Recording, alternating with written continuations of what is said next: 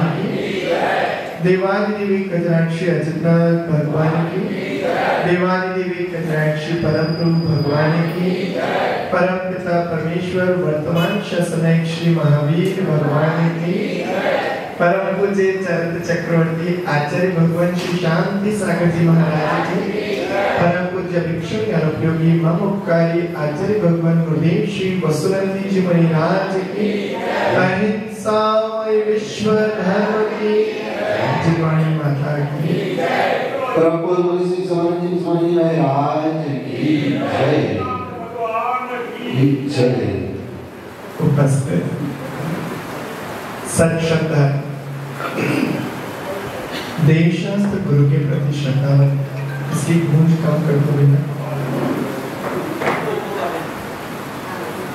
इसका शब्द बेस बना रखा है।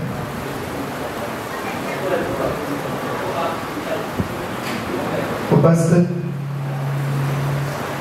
सच श्रद्धालु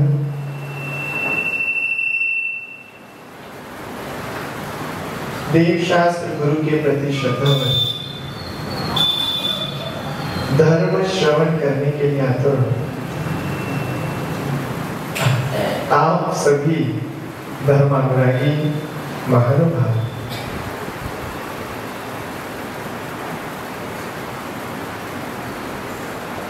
मेरी भावना ये है कि सबका कल्याण हो जाए। मेरी भावना ये है कि सभी जीव सुखी रहे। मेरी भावना ये है कि सभी जीव परस्पर में एक दूसरे का उपकार करें। ये भावना तभी प्रेषित हो सकती है जब हम किसी से ईर्ष्या भावना रखें, जब हम किसी के प्रति राग और तीव्र द्वेष की भावना न रखें। ये तभी हो सकता है जब हमारे अंदर नास्तिकता का परिहार हो जाए और आस्तिकता का प्रादुर्भाव हो जाए। हम मेरी भावना को पढ़कर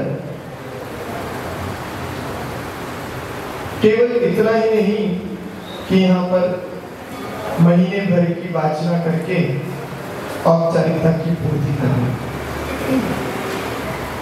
अपितु मेरी भावना को हम केवल एक भव नहीं, आने वाले जितने भी भव हो उन सभी में इसको अंगीकार कर लें, ऐसे संस्कारों को अपने जीवन में उतारते हैं। और जब इन संस्कारों के साथ समाधि मरण होगा तो अगले भवों में भी ये परिणाम हमारे साथ चलेगा। महानुभाव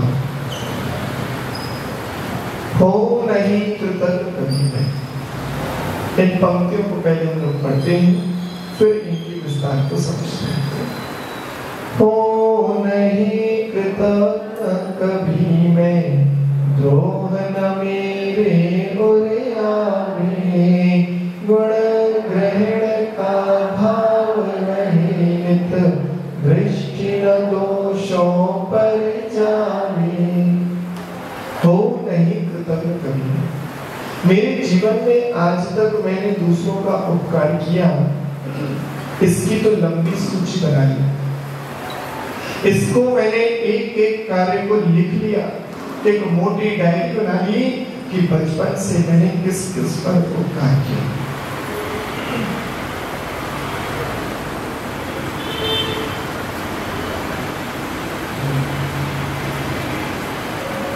इन सूची को मैंने दूसरों को दिखाया भी, छपाया भी, लेकिन मेरे ऊपर किसने उपकार किया इसका कोई भी लेखा जोखा नहीं। मैंने कितनों का उपकार किया ये तो सब जानते हैं,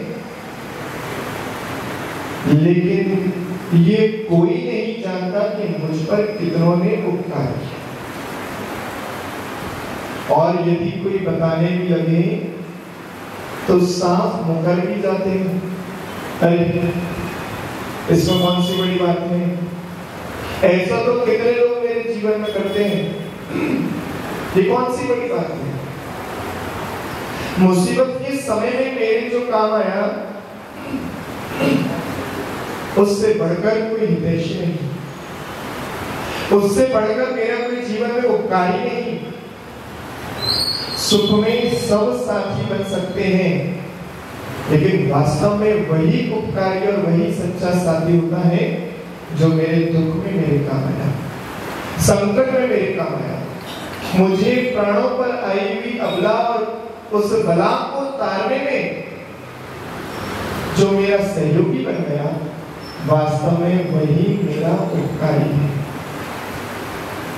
हम जीवन में कभी भी किसी का उपकार करे या ना करे, एक बार को कुछ फर्क नहीं पड़ेगा, लेकिन जिसने हमारे जीवन पे उपकार किया हो उस उपकार को कभी भी भूलना मत।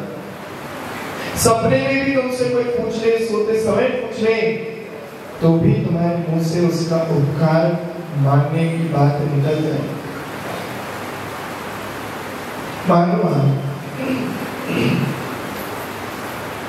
कृतज्ञता महापाप है। यदि जीवन में 5 पाप करने वाला व्यक्ति कृतज्ञ बन जाए, अर्थात उपकार मानना प्रारंभ करे, तो एक समय आएगा उसके पाप उसे छूट जाएंगे। लेकिन भले ही कोई महाव्रती क्यों ना हो और कृतज्ञ हो, तो उसके महाव्रत भी उसके पास टिक नहीं पाएंगे, उनका संरक्षण नहीं हो पाएगा। इसलिए कृतज्ञ नहीं, कृतज्ञ बने। कृतज्ञ वह होता है जो अपने किए हुए उपकारों को, जो हमारे जीवन में किसी ने उपकार किया है, उसको भूलता नहीं, या यूं कहें उसको कभी याद नहीं रखता। कृतज्ञ व्यक्ति अपने किए हुए उपकारों को याद रखकर जताता तो जरूर है, लेकिन अपने ऊपर किए हुए उपकारों को भूल जाता है। वह सामने वाला व्यक्ति कहे कि मैंने तुम्हारे ऊपर कभी ऐसी मदद की थी, तुमने अरे कब की थी मेरे को तो याद ही नहीं है। अच्छा वो तुम थे क्या, मैं भूल ही गया। ऐसे व्यक्ति की कभी पलटकर कोई दूसरी बार मदद नहीं करता, उपकारी नहीं रहता। और कृतज्ञ व्यक्ति में होता है कि जिसने उपकार किया वो भूल जाता है, लेकिन जिस पर उपकार हुआ है वह कभी नहीं भूलता। असल में कृतज्ञ वही है। एक व्यक्ति ने उधार लिया और कहा कि मैं 1 महीने में लौटा दूंगा। सामने वाला व्यक्ति देकर भूल गया, महीना भर हो गया और जिससे उधार लिया था वो चुकाने पहुंच गया। बोले साहब आपने मुझे रुपए दिए थे, आपकी जो राशि पकड़ लीजिए। बोले मैंने तुम्हें कब दी? बोले समय था कब दी थी? ओहो मुझे तो याद ही नहीं रहा। लेकिन ऐसे कई बार होता है जीवन में कि लोग उधार लेकर भूल जाते हैं। आप लोग तो सब एक्सपीरियंस हो गए यहाँ तो मुख्यता से। लेकिन मालूम आप जब वो भूल जाता है तो हमारा दिल पत्थर का नहीं, उसमें भी दर्द होता है, उसमें भी एहसास होता है कि किसी ने मेरे उपकार को चुकाया नहीं। लेकिन व्यक्ति धर्मात्मा वही है जो अपने किए उपकार को जताता है। लेकिन दर्द तो होता है, कितना भी क्यों ना बताएं, किसी को ना जताएं, लेकिन अंदर ही अंदर एहसास होता है कि हमने किसी की मदद की और उसने मुझसे धोखा किया, मेरे साथ अच्छा नहीं किया। एक बार राह चलता हुआ व्यक्ति सुनसान रास्ते से गुजर रहा था। जंगली मोहल्ला था, पूरा रास्ता था और वहां से एक नेक इंसान गुजर रहा था। सामने से एक साधु का वेश धारण करके व्यक्ति आ रहा और इधर से जो व्यक्ति जा रहा था वह घोड़े पे सवार था। उस साधु ने हाथ दिया, मदद करो, अकेला हूं। उसने मदद के लिए पूछा क्या चाहिए, और जैसे ही वो रुका उस साधु ने चाकू बाहर निकाल लिया और उसे लूट लिया, उसका घोड़ा छीन लिया और उसने अपना असली वेश दिखाया। बोले मैं डाकू हूं। उसने कहा जो चाहिए ले जाओ, मुझे कुछ नहीं लेना। जाते जाते उसने एक बात कही, एक बात कहूं, बुरा तो नहीं मानोगे? कहिए। आप दुनिया में कोई भी भेष धारण कर लेना है, लेकिन किसी साधु का और महात्मा का वेश धारण मत करना। और कभी दीन गरीब बनकर किसी से मदद मत मांगना, क्योंकि आज तो आपने मुझे लूट लिया, कल कोई किसी की मदद नहीं करेगा, कोई किसी साधु पर विश्वास नहीं करेगा, कोई किसी असहाय की सहायता नहीं करेगा। इसलिए कभी झूठा वेश धारण मत करना। उससे बड़ा अफसोस हुआ और उसने वहीं उसका सारा सामान लौटा लिया। बोले आज से मैं कभी किसी का गलत उपयोग नहीं। मानो हम जीवन में हमेशा किसी को एक बार धोखा दे सकते हैं, दूसरी बार हमारा एक रिश्ता कम विश्वास भी खो जाता है। इसलिए आप किसी से मदद भी मांगे और सच के पैमाने को रखें, झूठ के सहारे से नहीं।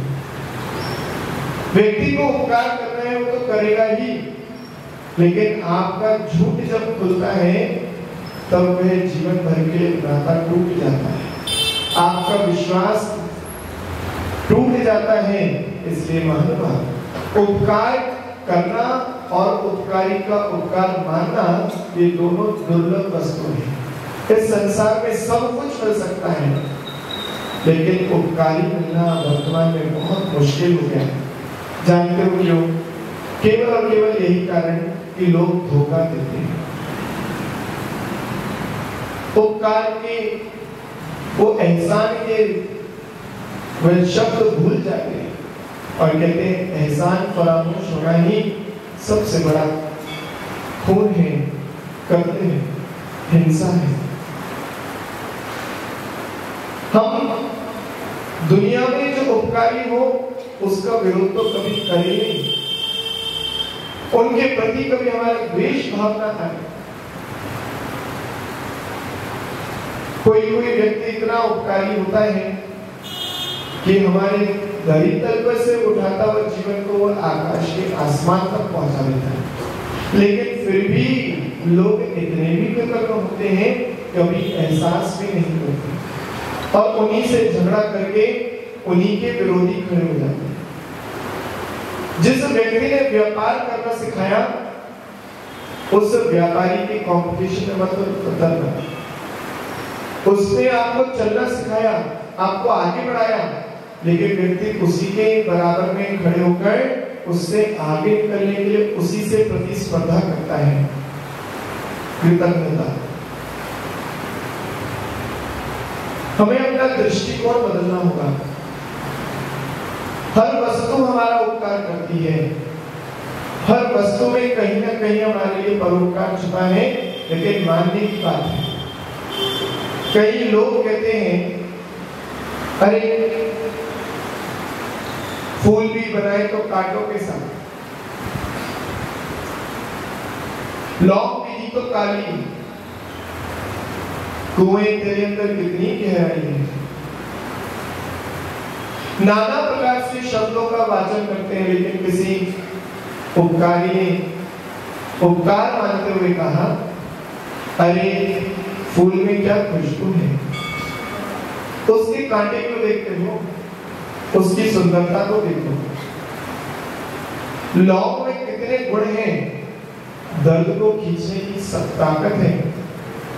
कुएं की गहराई में भी तो मीठा पानी है। उनके उपकार को मानिए, अपने को धरातल करके भी, स्वयं गहराइयों में उतरकर भी आपके लिए पानी देने का वह काम कर रहा है, आपकी प्यास बुझाने का काम कर रहा है। कितना उपकारी है। इसीलिए आचार्य भगवान श्री उमा स्वामी जी महाराज ने तत्वार सूत्र में लिखा परस्परोपक्रम जीवाना। और केवल जीव ही नहीं, उद्गल भी हमारा उपकारी है। सुख दुख जीवित मरणोपक्रमश्च, ये सुख दुख जीवन में, हमारे जीवन और मरण में जीव का बहुत उपकारी होता है। हम लोग उपकार करने के लिए भेदभाव कर देते हैं, भैया इसको दे दो, इसको मना कर दो, ये हमारा है, ये पराया है। और जब ये भेदभाव होता है तो व्यक्ति सच्चा उपकार कर नहीं सकता। युद्ध क्षेत्र में सिख समुदाय के गुरु गोविंद सिंह हुए और उनका एक बहुत निकटवर्ती चेला था धन्ना। युद्ध करने में निपुण था, उनका सेनापति कहलाता था। लेकिन एक दिन गोविंद सिंह ने कहा कि आप आज युद्ध नहीं करेंगे, आज आप सबको पानी पिलाएंगे। युद्ध क्षेत्र में जो सैनिक लड़ रहे हैं उन्हें पानी पिलाएंगे। धन्ना ने गुरु की आज्ञा को शिरोधार्य किया और युद्ध क्षेत्र में सबको पानी पिलाया। और जब युद्ध पूरा हुआ तो उन्हीं के पक्ष के जो सैनिक थे वो विद्रोह कर रहे थे। गुरु गोविंद से कहा, ये धन्ना देशद्रोही है। क्यों, क्या हुआ? बोले, ये दुश्मन को भी पानी पिला रहा था। युद्ध क्षेत्र में जितने भी सैनिक थे, अपने पक्ष के अलावा दूसरे पक्ष को भी पानी पिला रहा था, इसलिए देशद्रोही है। पूछा, धन्ना क्या सही है? बात तो सही है गुरु, आपकी शिक्षा ही तो थी कि युद्ध क्षेत्र में सैनिकों को पानी पिलाना। यदि आप कहते केवल अपने सैनिकों को पानी पिलाना, तो मैं वही शिक्षा को धारण करता। आपने कहा सैनिकों को पानी पिलाना, इसलिए मैंने बिना भेदभाव के जो मरता दिखा, जो प्यासा दिखा, उन सबको पानी पिलाया। ये आपकी शिक्षा थी।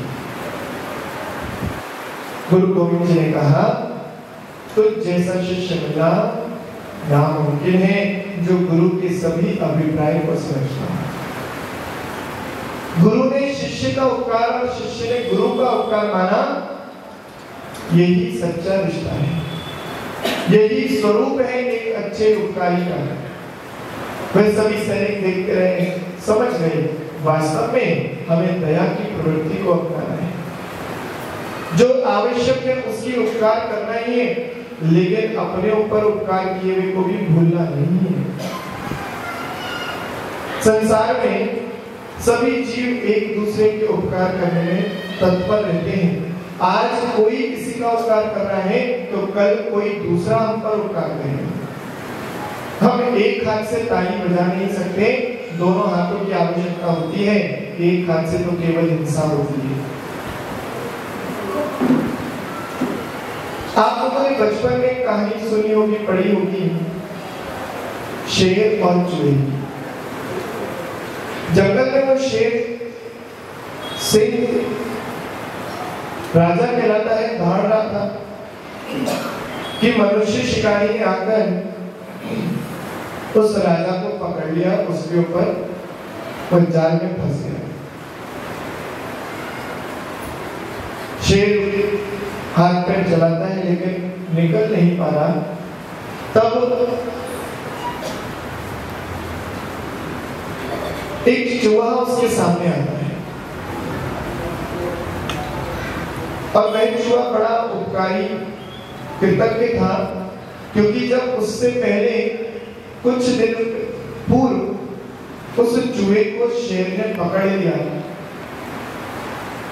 तो चूहे ने विनती करी कि राजा साहब आप तो बहुत बड़े हो, मैं छोटा सा चूहा हूं, मुझे छोड़ दीजिए, कभी ना कभी मैं आपके काम आऊंगा।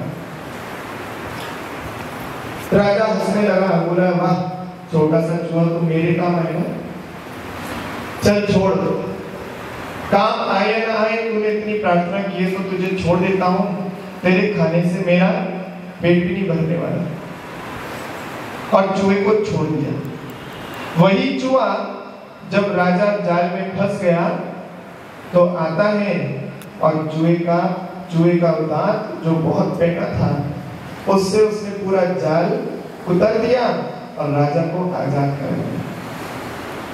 वह शेर क्षमा मांगता है कि मैंने तुझे छोटा समझकर तेरा उपहास किया था, वास्तव में उपकारी न छोटा होता है ना बड़ा होता है। मैं तेरा कृतज्ञ रहूंगा, तेरी रक्षा करूंगा। जो जीव दूसरे जीवों की रक्षा करता है वही जीव कभी ना कभी हमारे भी जीवों की, हमारे भी प्राणों की रक्षा करते हैं। मृगसेन धीवर ने एक ही मछली को 5 बार बचाया, उसके ऊपर उपकार किया। वही मृगसेन धीवर जब अगले भव में राजकुमार हुआ तो उसके भी 5 बार प्राण बचे। प्रकृति कभी किसी के साथ भेदभाव नहीं करती, किसी के साथ अपकार नहीं करती। प्रकृति सबका समान रूप से उपकार करती है, यही कर्म सिद्धांत है। कर्म उपकारी है कि हमारे अपकारी है, विचार करना। प्रत्येक पुद्गल हमारा उपकारी हो सकता है, कर्म भी हमारे उपकारी हैं। यदि हमने शुभ कर्म नहीं बांधा होता, हमने पुण्य कर्म नहीं बांधा होता, तो आज हम सुखी नहीं होते, आज हम जिनेंद्र प्रभु की भक्ति आराधना में तत्पर न होते, आज हम जिनवाणी के शब्दों का श्रवण नहीं कर रहे होते, क्योंकि कर्म के उदय में ये सब कुछ प्राप्त होता है। और वही पाप कर्म के उदय में हमें नरक गति भी जाना पड़ सकता है, हमें दुर्गति में भी जाना पड़ सकता है, तेज गति के दुखों को झेलना पड़ता है। ये केवल और केवल कर्म का ही खेल है। कितना उपकारी है कर्म। और जब कर्म अपनी सत्ता को खोता है, अपने अस्तित्व को खोता है, तो जाते जाते भी उपकार करता है और सिद्धालय को दे देता है, सिद्ध अवस्था को देता है। आप यदि अपनी कब्जाई हुई वस्तु को मांगे तो देने से मना कर दोगे, लेकिन वो कर्म वह उपकार करता है, अपनी कब्जाई हुई इस आत्मा को अपनी कब्जे से छोड़कर, अपने अस्तित्व को छोड़कर आपके लिए सिद्ध अवस्था दे देता है। राह चलता व्यक्ति किस किस का उपकार नहीं करता। एक छोटी सी गिजाई भी एक किसान की उपकारी होती है। यदि खेत में गिजाई ना हो, गिजाई जानते हैं जो लाल रंग की होती है, अभी सड़कों पर भी नहीं चलती है बारिश में, केचुआ की कहते हैं, और रसिया, रसिया, अरसिया, वाह, वह अरसिया भी एक किसान का उपकारी होता है। यदि खेत में अरसिया ना हो तो खेत भी उपजाऊ नहीं हो सकता। कुछ लोग तो जानबूझकर अपने खेतों में छोड़ देते हैं ताकि वह अरसिया नीचे तक जाए, अपने बिल बनाएगा, खेतों की मिट्टी को ऊपर लाएगा, ऊपर की नीचे, नीचे की ऊपर। वह मिट्टी जब करता है तो वह अरसिया भी उपकारी है। अब उपकार ढूंढो, अपनी दृष्टिकोण को बदलो। प्रत्येक वस्तु, पिता केवल पुत्र का उपकारी नहीं है, पुत्र भी पिता का उपकारी है। यदि पुत्र का जन्म ना हो तो पिता कौन कहेगा? इसलिए पिता का जन्म और पुत्र का जन्म एक साथ होता है। देह से भले ही छोटे बड़े होते हैं, आयु से भले ही बड़े छोटे होते हैं, लेकिन वो रिश्ते का जन्म एक साथ होता है, वो ना पहले ना बाद में। तो उसे बेटा कहकर उसके ऊपर उपकार कर रहे हो तो बेटा भी आपको पिता कहकर उपकार कर रहे हैं। पति पत्नी के उपकारी है तो पत्नी भी पति के उपकारी है। सभी संसार के जितने भी संबंध हैं एक दूसरे के उपकारी हैं। हम आपके ऊपर अभी धर्म का श्रवण करके उपकार कर रहे हैं तो आप भी हमें सुनकर उपकारी कर रहे हैं। ये भी वाइस वर्सा एक दूसरे के लिए हितकारी अवस्था है। कभी भी सिक्के के एक पहलू को हम सही नहीं कह सकते। वह सिक्का खोटा होता है जिसका एक ही पहलू हो। दोनों सिक्कों की दोनों साइड होनी चाहिए, तभी वह सिक्का मार्केट में चल सकता है। एक हाथ दीजिए, एक हाथ लीजिए, ये नीति भी तो आप लोग बड़े अच्छे से जानते हैं। यही तो उपकार है और परोपकार है। हम अपना दृष्टिकोण नहीं बना पा रहे थे, इसलिए कभी हम उपकार को मान नहीं रहे। कुछ उपकार जताए जा सकते हैं और कुछ उपकार बताए भी नहीं जा सकते। गुरु कितना कुछ हमें दे देते हैं, मैं आपको कैसे समझाऊं, कैसे शब्दों में उसको बाना पहनाऊं। गुरु के पास असीम उपकार की फैक्ट्री है। एक के बाद एक के बाद प्रति समय प्रति घड़ी उनका उपकार हम पर हो रहा है और हम कितना याद रख पाएंगे।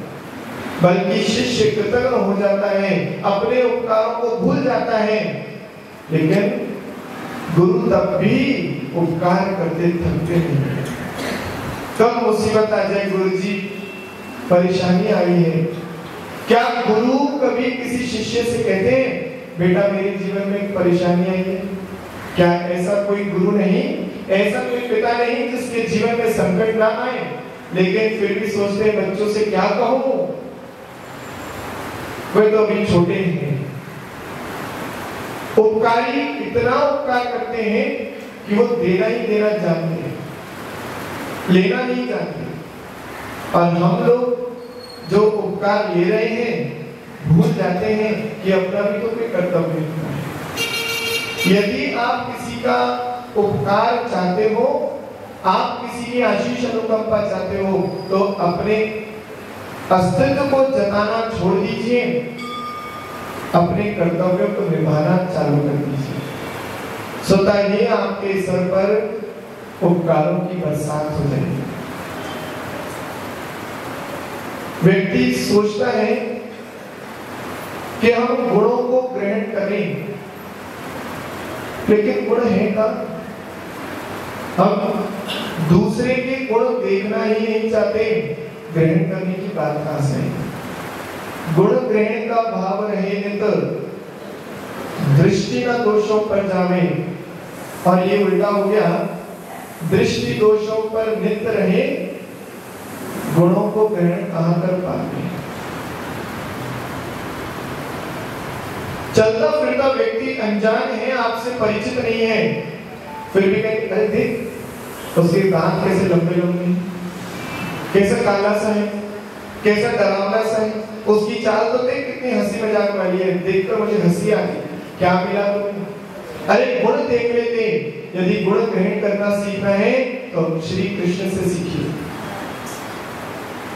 दृष्टांत आता है, श्री कृष्ण अपने मित्रों के साथ जा रहे थे रथ पर बैठे हुए कि रास्ते में एक सड़ा हुआ कुत्ता था, मर गया, सड़ चुका था, भयंकर बदबू उसमें से आ रही थी। सब लोगों ने नाक बंद कर ली, लेकिन श्री कृष्ण उसको ही देखते रहे और कहने लगे वाह क्या बात है।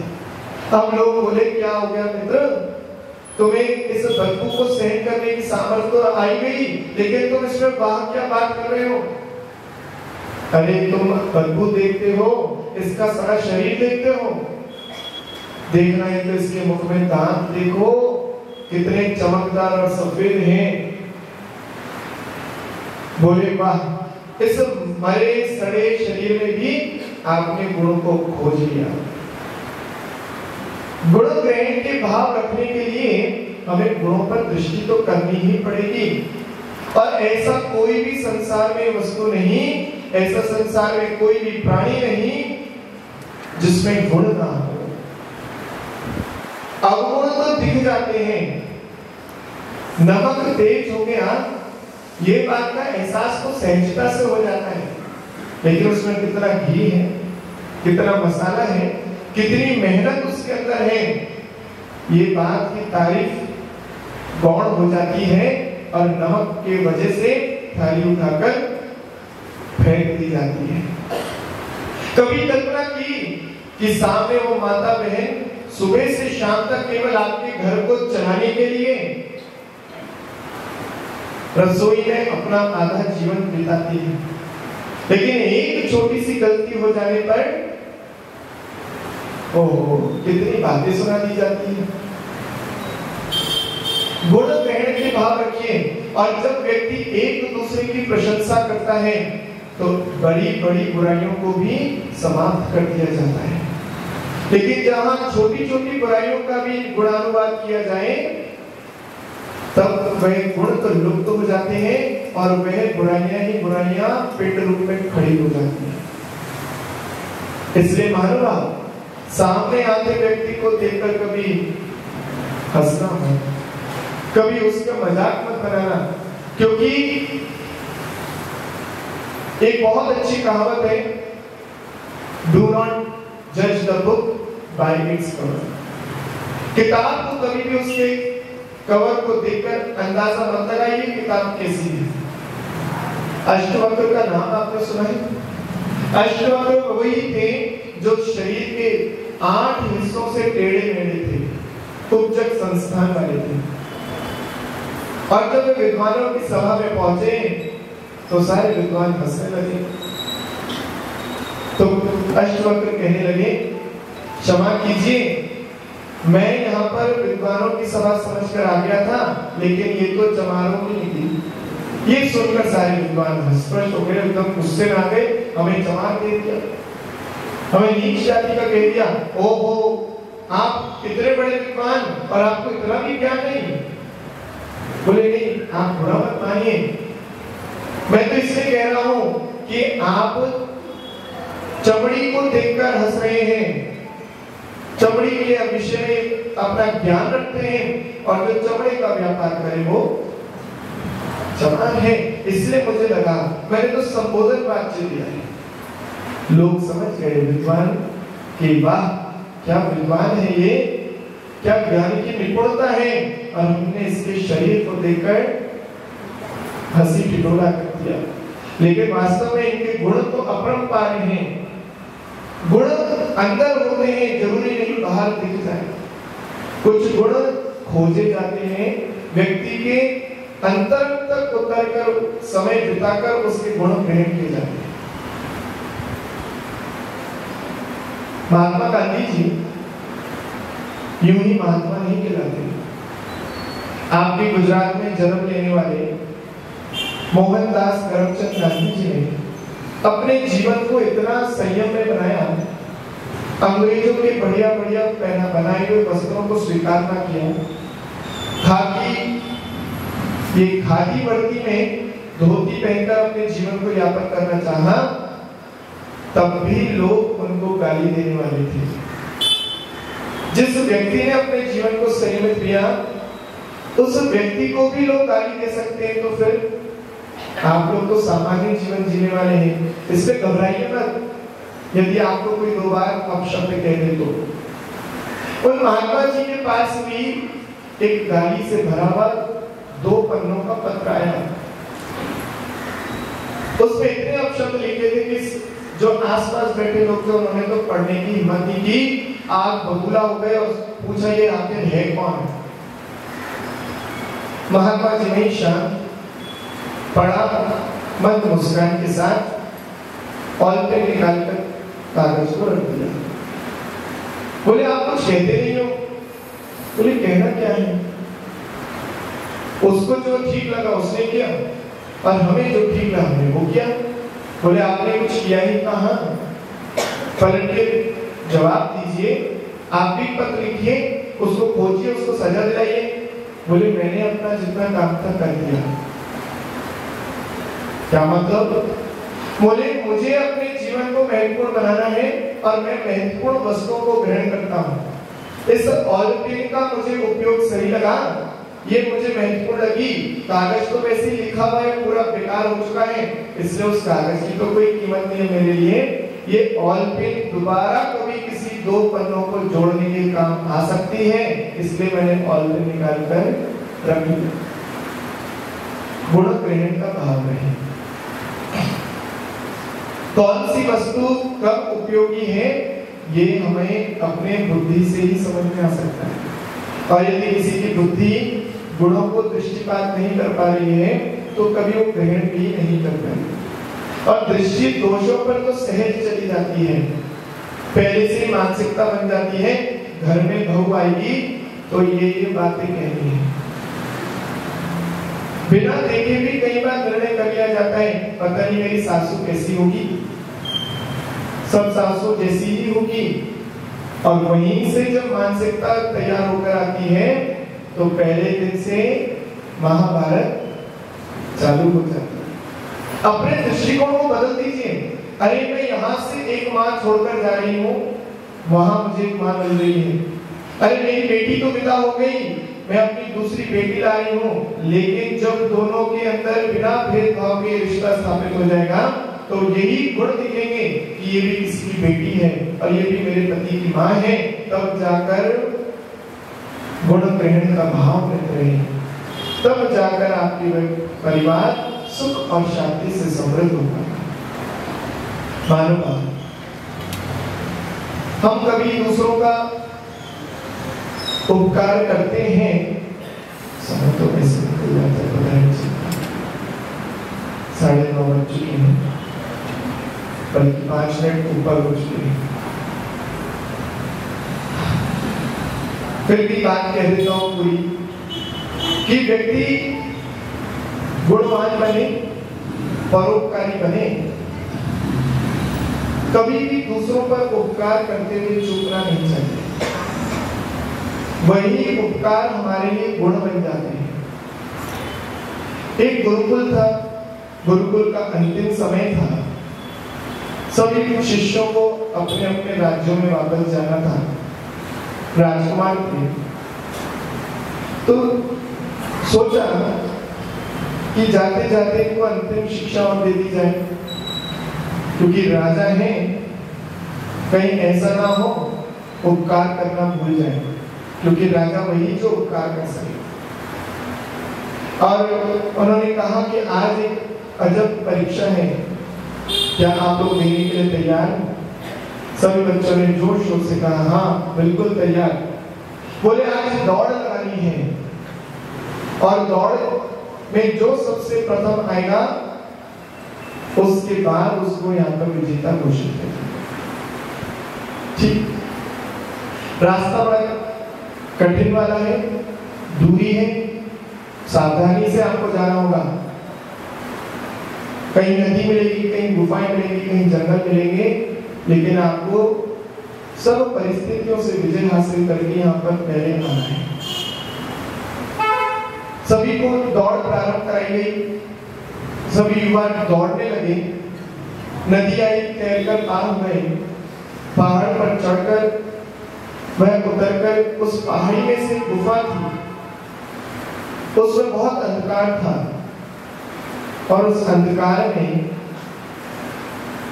कुछ भी आसपास का दिखाई नहीं दे रहा। उस गुफा में से होते हुए निकलना था। जैसे उस गुफा में प्रवेश किया तो गुरुकुल के जो अध्यापक थे उन्होंने कुछ कंकड़ वहां बिछा दिए, और वहां पर जब चुभने लगे तो कुछ शिष्य तो उनको साइड करके भाग गए, कुछ कंकड़ पे सी पांव रखते रखते दर्द भरे रास्ते से गुजर गए, और कुछ गिर गए थे तो दूसरे शिष्यों पर पांव रखकर निकल गए, और कुछ ऐसे भी थे कि जिन्हें लगा कि कंकड़ दूसरों को ना चुभे, इसलिए उन्होंने उठाकर अपनी जेब में डाल दिया और फिर अपनी अपनी दौड़ प्रारंभ कर दी। सभी दौड़ते दौड़ते समय पर पहुंच गए। जो प्रथम आया पूछा तो इतनी जल्दी कैसे आ गए? बोले गुरुजी बहुत मुश्किल थी, नदी पार की, कंकड़ थे, गुफा में से निकलते हुए पांव में चुभ रहे थे, फिर भी दौड़ पार करके मैं यहाँ तक आ गया। जो लास्ट आए उनसे पूछा कंकड़ मिले आप लोगों ने क्या किया? तो सबने कहा हम तो कंकड़ पे से दौड़कर आ गए, तो किसी ने कहा कंकड़ को साइड करके आ गए, तो किसी ने कहा हम कंकड़ों को उठाकर जेब में रख लिया ताकि किसी और को ना चुभे। उनसे कहा दिखाओ कंकड़ कैसे हैं? देखे क्या? नहीं, दिख नहीं रहा था, अंधकार था, अब रास्ते पर दौड़ते हैं तो देखने का मौका भी नहीं था। उन्होंने हीरे कंकड़ निकाले और देखा तो चमकदार हीरे थे। बोले ये कहां से आ गए? बोले यही तो परीक्षा थी। बोले वो कंकड़ नहीं, हीरे थे जो आपके रास्ते में बिछाए गए थे, लेकिन जो दूसरों के उपकार में उन कंकड़ों को उठाकर अलग करके ले आया, वास्तव में उसी के जीवन में ऐसे हीरे मिल सकते हैं। हम दूसरे का उपकार करते हैं, स्वतः ही हमारा उपकार हो जाता है। बहुत सारी बातें हैं, समझ में अभी भी आ रही हैं, कुछ दृष्टांत भी याद आते हैं ताकि आपके जीवन में उतर जाए, लेकिन समय कम है। आप लोग बस इतना समझ लीजिए सारभूत रूप में कि हम जब उपकार करने का गुण अपने जीवन में अपना लेंगे तो हमारे भी गुणों को ग्रहण करने की दृष्टि बन जाएगी, और तभी हम परम उपकारी अरहंत सिद्ध अवस्था को प्राप्त हो सकते हैं। हमारे जीवन पर भी गुरु ने बहुत कृपा की है, उनका भी उपकार हम कभी चुका नहीं सकते, भावना भी नहीं रखते हैं। बस यदि चुकेगा तो केवल तभी जब हम इस सिद्ध अवस्था को प्राप्त होंगे। संसार में गुरु कृपा सबसे निराली, होली यही दशहरा यही है दिवाली। जो शिष्य है वे सदैव ऋणी रहेगा, निर्वाण प्राप्त करके ऋण ये चुकेगा। बोले परम परोपकारी उपाचार्य भगवान गुरुदेव श्री वसुरंग जी महाराज की।